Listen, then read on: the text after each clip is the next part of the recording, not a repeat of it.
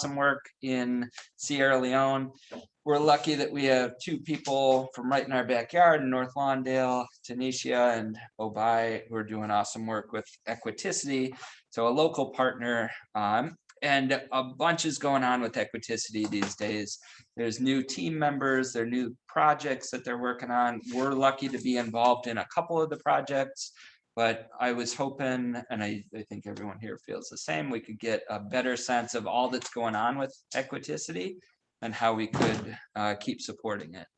So I don't know if it's Oboi or Tanishia. Oboi, you can see it. Well, I'll kick things off and I'll ask my colleague Tanishia to go into a little more detail about one particular program, which she's leading. Please share my regards with Kareem. That was amazing. I'm inspired by his work, and I would love to explore how Equiticity may be supportive of the work he's doing. Thanks again, Trevor. Again, my name is Oboi Olatunji Oboi Reed. I am the founding president and CEO of the Equiticity Racial Equity Movement. We are operationalizing racial equity by harnessing our collective power through research, advocacy, programs, and community mobility rituals to improve the lives of Black, Brown, and Indigenous people, both here in Chicago and cities across the US.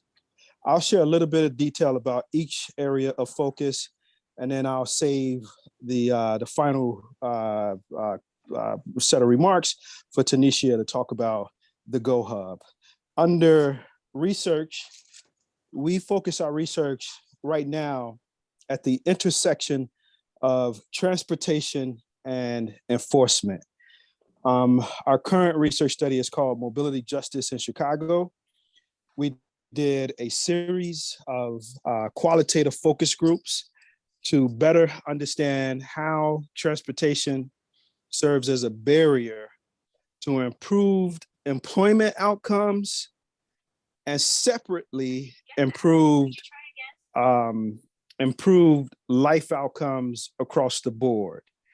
The set of focus groups that focused on employment outcomes was hosted in partnership with the workforce centers, the federally funded workforce centers here in Chicago. And our target audience was for that focus, for that series of focus groups, and is always for our organization, Black and Brown people in our city, mostly focused on South and West Side.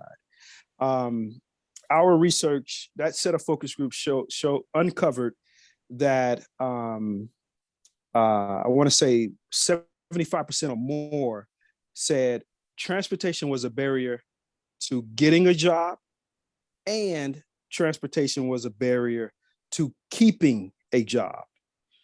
And then we did a set of focus groups that focused on how transportation serves as a barrier for improved life outcomes across the board.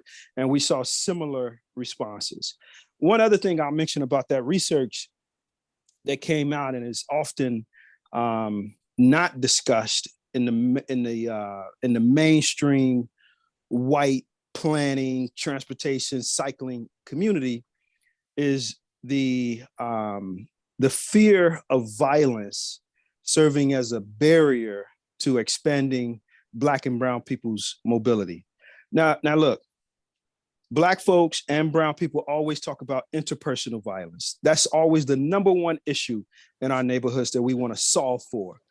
The white community, the white cycling community always talks about vehicular violence, right? Those two there's plenty of conversation happening on those two types of violence. What's often missing from the conversation is the concerns Black and Brown people have around police violence, and those concerns forcing Black and Brown people to make mode choices given they don't want to have an interaction with the police. And this was uncovered in our research. This research is available on our website. Two types of focus groups, one focused on employment, one focused on life outcomes across the board. So there's two research reports available on our website right now.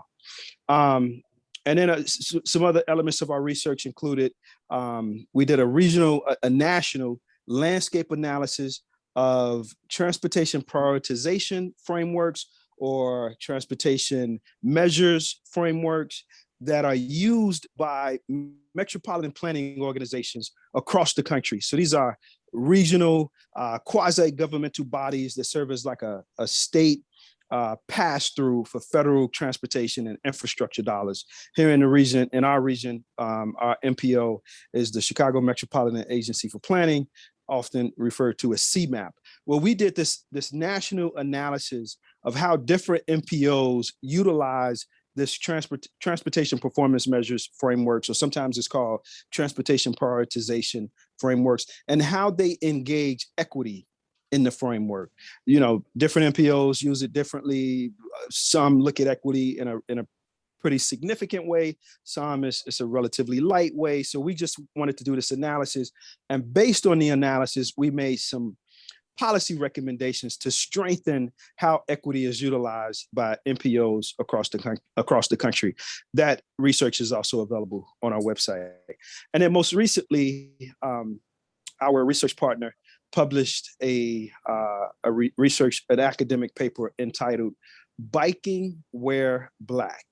I imagine I'm not going to say anything to you all that you already don't know, either through lived experience or you have some familiarity with Chicago and the acute nature of racism in our city.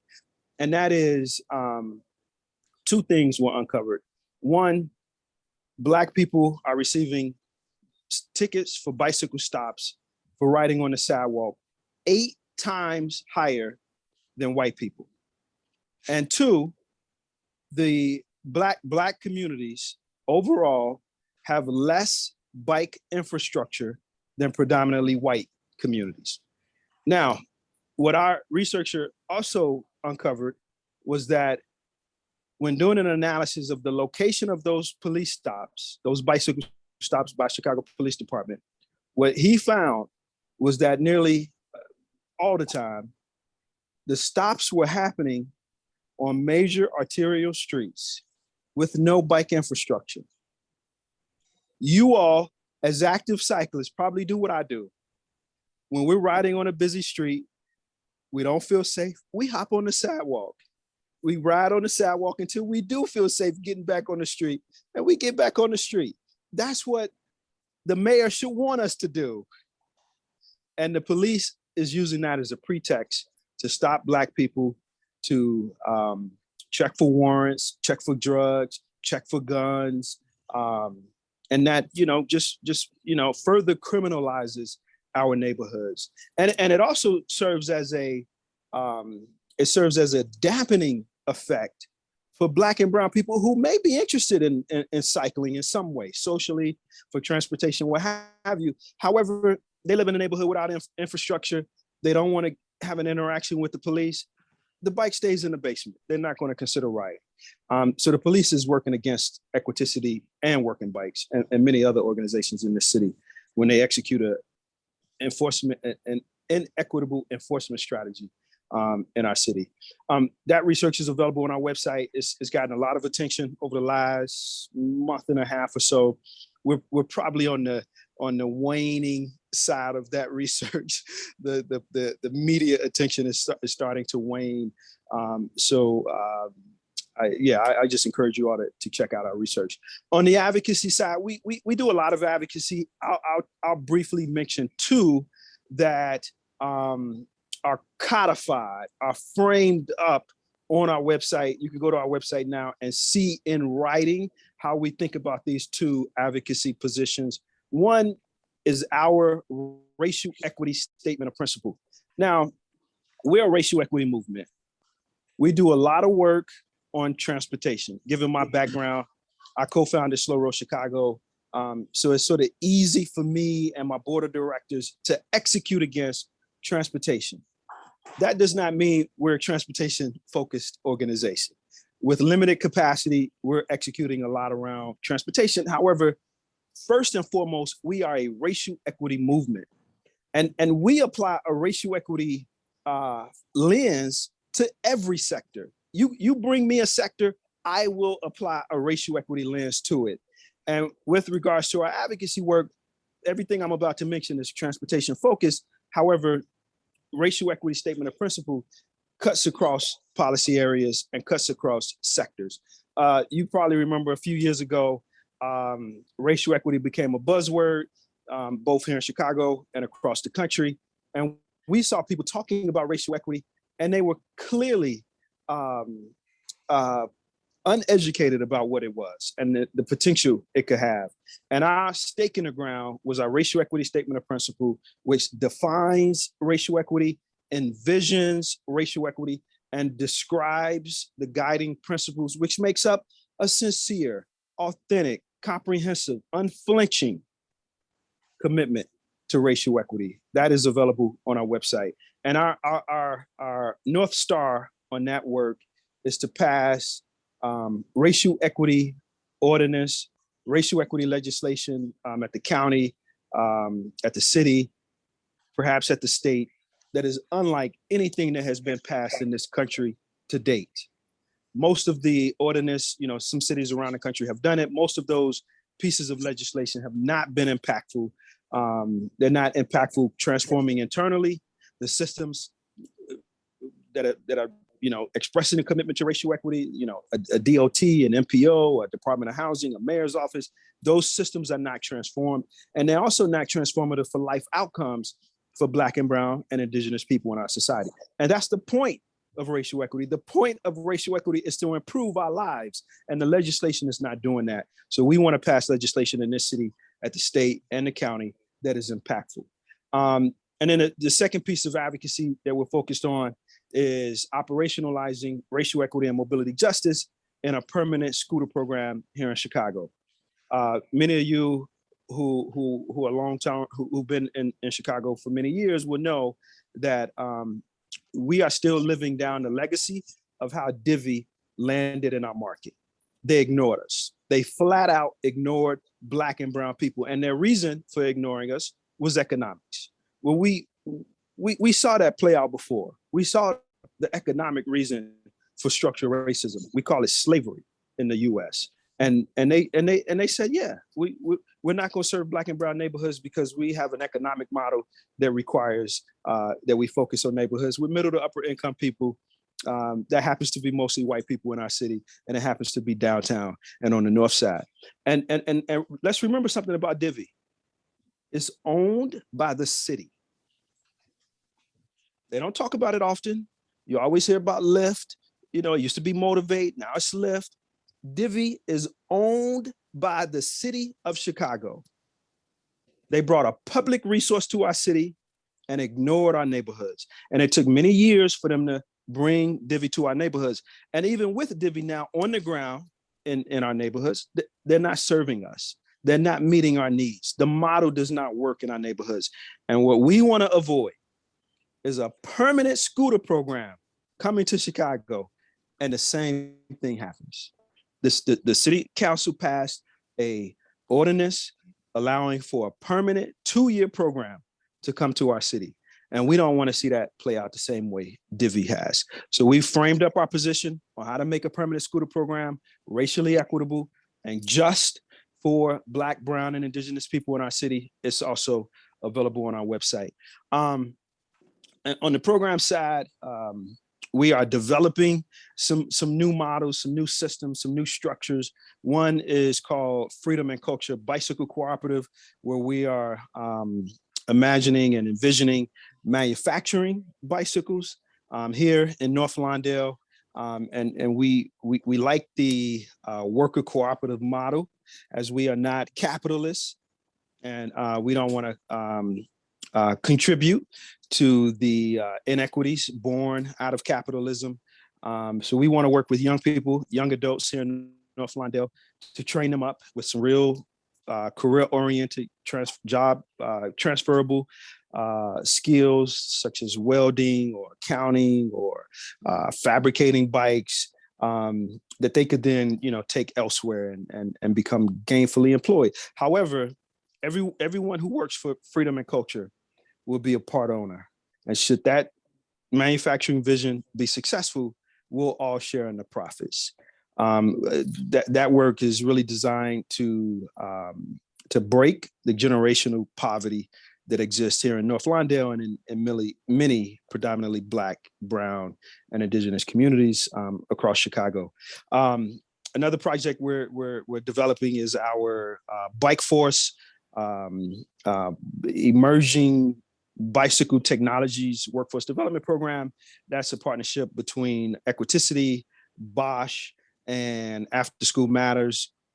We're looking to stand that program up this coming summer, and the focus of that program is to begin to teach young adults and young people, late teens, to understand the technologies in an e-bike, battery, motor, drivetrain, gears. We want them to understand those technologies so that potentially they could take that to, another job. They could use that as a starting point to understand some of the technologies in an electric car. We see this as just a stepping stone to create a career pathway for young adults and young people here in North Lawndale. And then I'll just quickly shift over to our community mobility rituals before I hand it over to my colleague, Tanishia, to talk about the Go Hub. So we execute 2 types of community mobility rituals to date. Many of you have participated in those, and that is community bicycle rides and neighborhood walking tours. Now, the neighborhood walking tours, we do 2 types. One is neighborhood level, so it's concentrated through the streets of a neighborhood. And then the other one is park focus, where we completely explore a park in, say, an hour or so. Chicago has some of the most beautiful parks in the world, some of the largest parks in the world, and it takes a lot of time to explore these parks. So 2 types of walking tours. We call them rituals because they have some elements in common that lend them to being ritualistic. One is that the schedule has a rhythm to it. The schedule could be weekly or monthly or annually. There's a rhythm to the schedule. So just like should a strong some music be playing in the room where you all at, and there's a strong bass line, you will eventually look around and everybody's nodding their head to the same rhythm.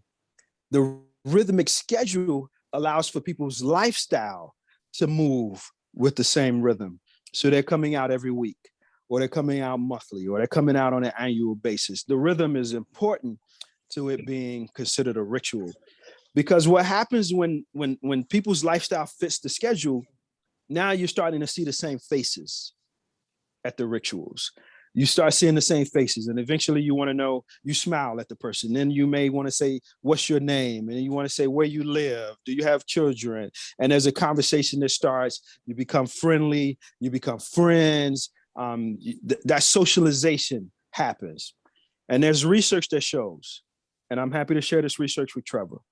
There's research that shows rituals at the hyperlocal neighborhood level can have an impact on reducing violence. And I talked about how important interpersonal violence is in our neighborhoods. This research shows that when trust goes up in a neighborhood, perceptions of violence go down. This is research. This is not me talking. I'll share it with Trevor. Trust goes up in a neighborhood, perceptions of violence goes down. When people have a lower perception of violence, they're more willing to walk and bike and shop and explore the park and run errands at the neighborhood level versus hopping in a car and riding miles outside of our neighborhoods to do what they want to do in a way that they feel safe.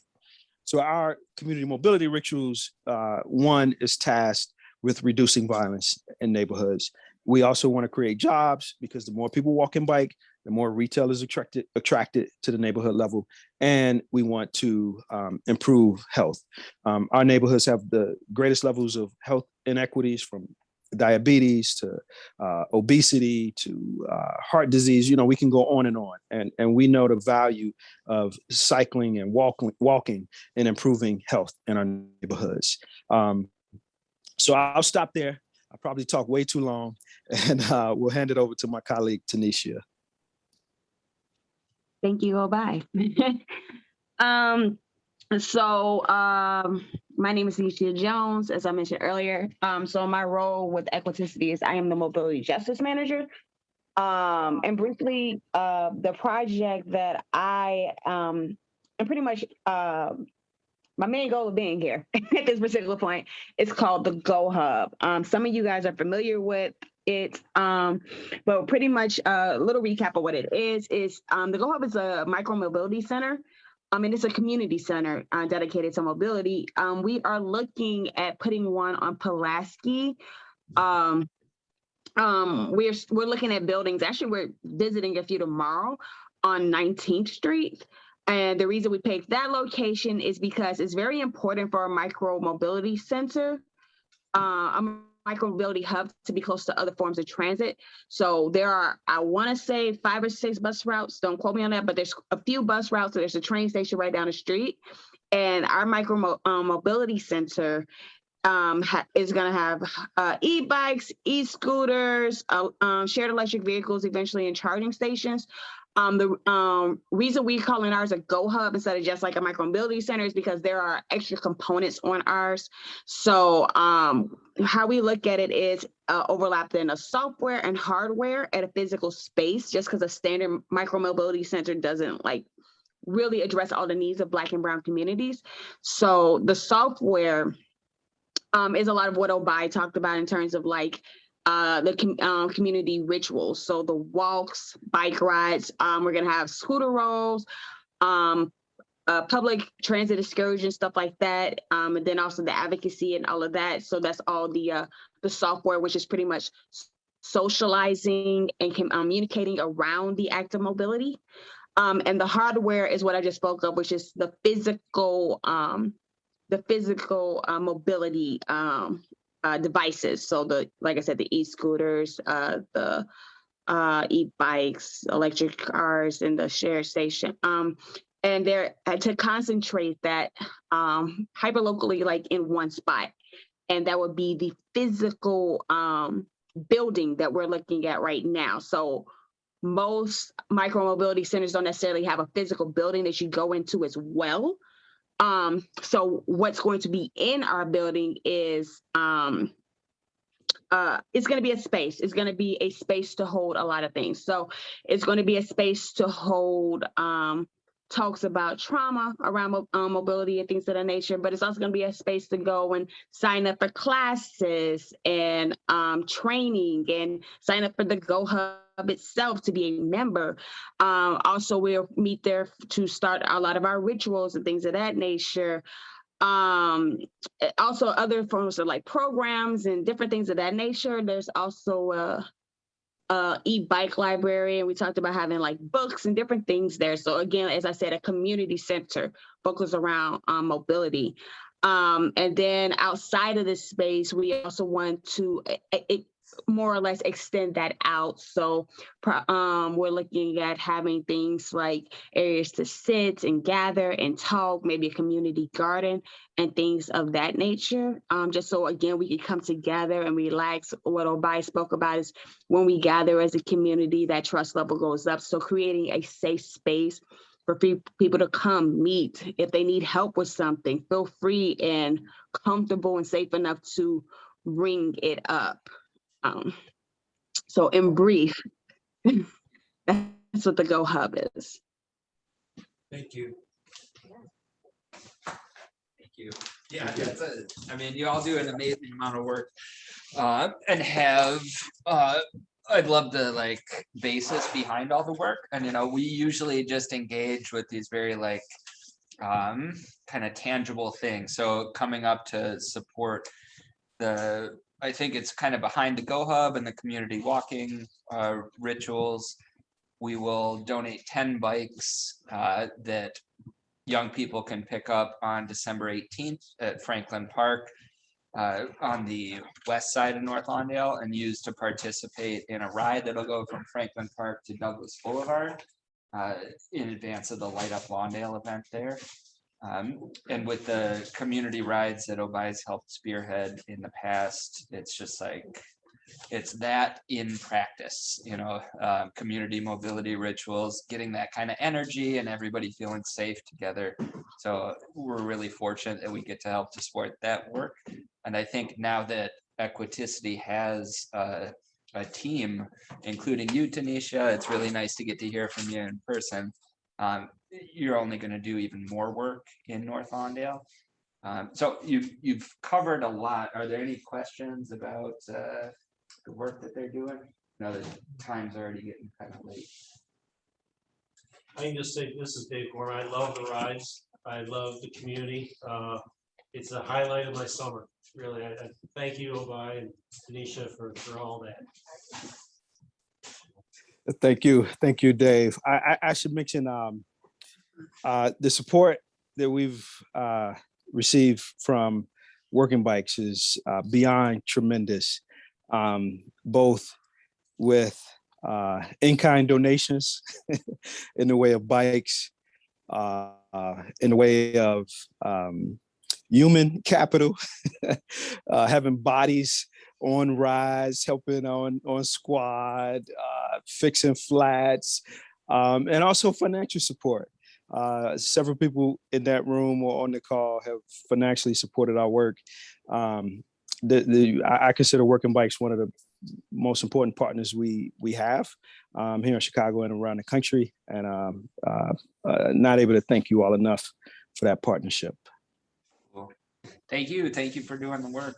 I'm looking forward to more of it, just like the physical space on 19th. So we haven't spoken, but Boxing Out Negativity is very close to that. So to think of a hub that has the bike box just a few blocks north of it, the train station right there, Derek and the team really close. It's exciting to think of the energy that could be right there on Pulaski.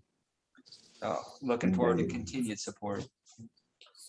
All right. Well, thank you guys. Thank you.